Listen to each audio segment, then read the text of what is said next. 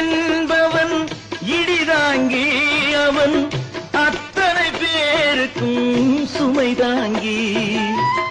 அண்ணன் என்பவன் இடிதாங்கி அவன் அத்தனை பேருக்கும் சுமைதாங்கி. துணைவன் என்பவன் கண்ணாடி அதை சொல்லால் அடிப்பவள் பெண்டாட்டி, சொல்லால் அடிப்பவள் பெண்டாட்டி.